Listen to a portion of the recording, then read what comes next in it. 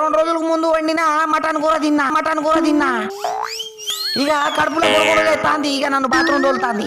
ఈట కూర్చుంటా, పత్తి చేనులో కూర్చుంటా. పత్తి వ్యాపారం పెట్టుకుందాం పత్తి చేనులా. అగో నీళ్ళంతా వలకపోయింది. అయ్యో